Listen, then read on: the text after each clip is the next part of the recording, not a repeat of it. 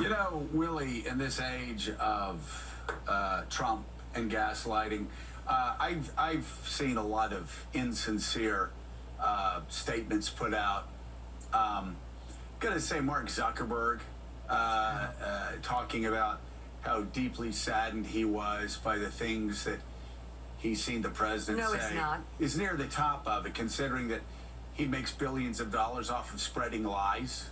And letting people spread lies, hateful lies, that well, I can tell you in my case, is torturing the lives of a family who lost their daughter and their wife 19 years ago.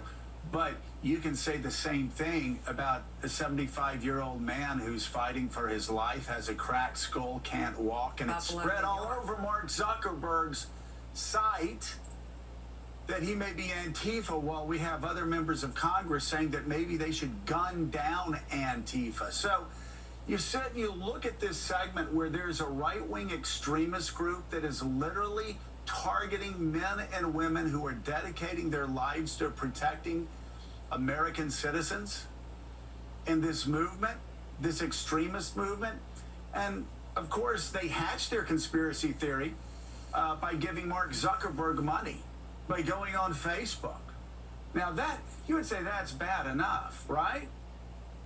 But Mark Zuckerberg is promoting the extremism because Mark Zuckerberg is actually, his site, the Zuckerberg site, has actually set up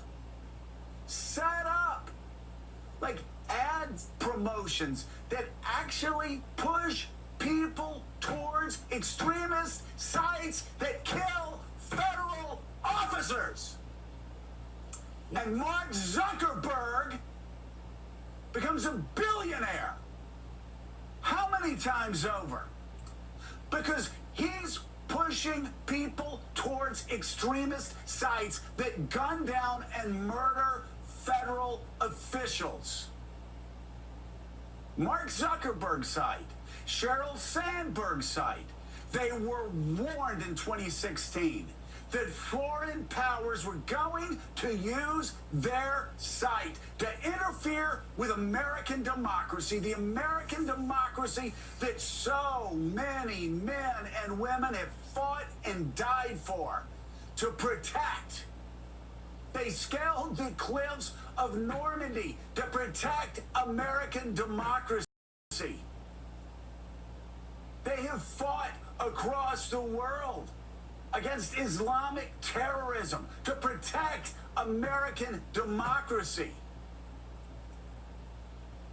They have been fighting for 240 years to protect American democracy. And when Sheryl Sandberg found out that Mark Zuckerberg's website was being used by foreign powers to interfere in the 2016 election, what did she do? She got angry at the Mark Zuckerberg employee that came to her and came to the board and warned them that American democracy was at risk. Mark Zuckerberg said he doesn't care that people use his site to lie.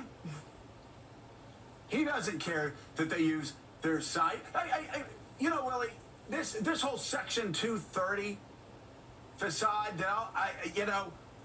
that we passed in Congress because we didn't want people on these websites to get in trouble for something that was said in a comment section. It has so ballooned now that extremist groups and demagogic authoritarian type politicians here and across the world are now using these sites to promote hatred, to kill federal officers, and to undermine American democracy. Those people are becoming billionaires. And for Mark Zuckerberg to say he's sad because he's making billions of dollars off of lies being spread, off of hate groups germinating on Zuckerberg's website and Sandberg's website, it is so disingenuous. And if Congress doesn't do something to make Mark Zuckerberg libel and to make Mark Zuckerberg's website liable for the hatred and the lies and the libel that is being spread on his website, then American democracy will remain at risk. Because Mark Zuckerberg and Sheryl Sandberg have proven they are interested in one thing: more than truth, more than the protection of 75-year-old men who were brutalized in a march for black justice, more than the protection of American democracy. Mark Zuckerberg and Sheryl Sandberg are only interested in protecting their billions. And so when you find that a federal officer is mowed down, is killed by a right-wing extremist group, and it is Mark Zuckerberg whose platform is promoting that group by pushing people to that group,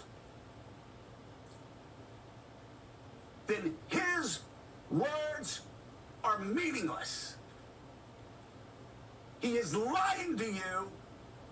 He is lying to himself. He is lying to the American people. And Congress and the next president of the United States need to stand up to the billions and billions of dollars in Silicon Valley and hold these people, hold these billionaires accountable for their lies and for their undermining of American democracy. We'll be right back.